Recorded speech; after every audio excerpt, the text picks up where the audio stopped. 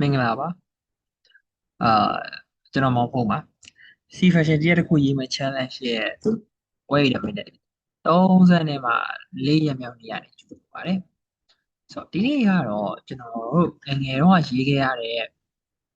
စာခွဲကိန်းပေါ့ဗျာဟလာ factorial ပု္ပ္ပစာလေးတစ်ပုဒ်ရေးပါမယ်ဆိုတော့factorial.c factorial ပေါ့ factorial စာလေးကဘယ်လိုလဲဆိုတော့ကျွန်တော်တို့ဥပမာကျွန်တော်တို့3လူရေးတစ်ကနေ3ဒီမြောက်ပါဗျာတစ်နဲ့2နဲ့မြောက်ရတဲ့အဖြေကို3နဲ့မြောက်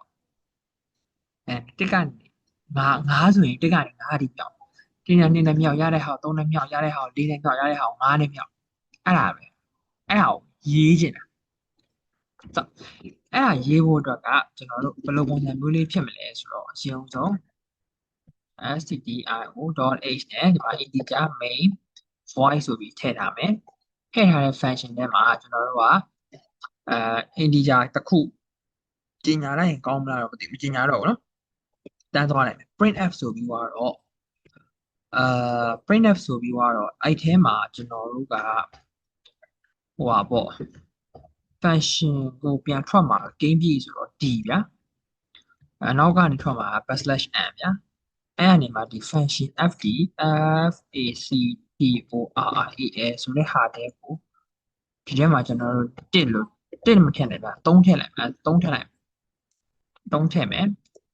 အဲ့အနေမှာကျွန်တော်ကဒီမှာ5ထည့်မယ်5ထည့်ပြီးတော့မှာ9ထည့်မယ်ဗျာ9ထည့်ရနေပြီးတော့မှ10ထည့်မယ်တော်တော်များနေတော့ဆိုအဲ့ဒီအချိန်မှာဆို print ထုတ်ပြစေချင်တာအဲ့တော့ရေးမှာprint ထုတ်ပြမယ်မမ return ပြန်တာပြီးတော့တက်ခါ return ပြန် return ကဒီဘက်ကနေပါဒီဘက်ကိုပြန်ဆိုတော့ဒီဘက်ကနေပါဒီဘက်ကိုပြန်มาဆိုတော့ဟိုက integer အမျိုးအစားဖြစ်က integer အမျိုးအစား fd factorial factorial ရုပ်ဝင်မှာ integer n မျိုးစားတစ်ခုဝင်မယ် okay ဆိုတော့ဝင်လာမဲ့ဟာကိုကျွန်တော်တို့ကအဖြေ result ထဲမှာထားဖို့ result ကို1လို့စပေးထားမှာဗျာဆိုတော့ထည့်လိုက်တဲ့ဟာကကျွန်တော်တို့က3ညထက်ငယ်တာဖြစ်နေနိုင်ပါတယ်3ညထက်ငယ်တာဖြစ်နေနိုင်တယ်ဆိုလို့ရှိရင်တော့ကျွန်တော် return 0ပြန်ပြီးတော့ရက်ပါမယ်ပေါ့နော်ဆိုတော့တစ်ကနေကျွန်တော်တို့3ညအထိသွားလို့မရဘူးဗျာတစ်ကနေ3ညအထိသွားလို့မရဘူးနောက်ပြန်ရင်ဆိုတော့အဲ့ဒါဆိုတော့ကျွန်တော်တို့က return ပြန်ပါမယ်ဆိုတော့ why ဒီ m ကနေပြီးတော့3ညထက်ကြီးနေတယ်များကာလပတ်လို့3ညထက်ကြီးနေတယ်များကာလပတ်လို့ကျွန်တော်တို့ရဲ့ result ကိုအဲ့ဒီ result ကိုဘာနဲ့ထပ်မြောက်မလဲဆိုတော့ n နဲ့မြောက်ပြီးပြန်ထည့်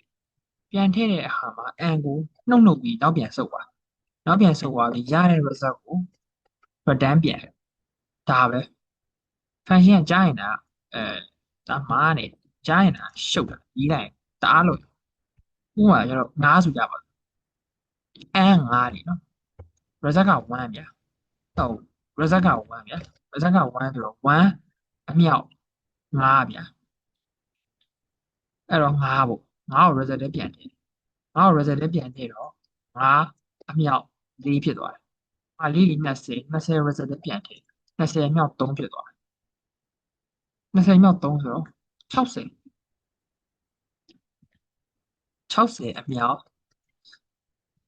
2ဗျာ2ဆိုတော့120အမြောက်1ဖြစ်သွားတယ်။နောက်ဆုံးအဲ့ဒါနဲ့ပြီးသွားတဲ့အတွက်ကြောင့်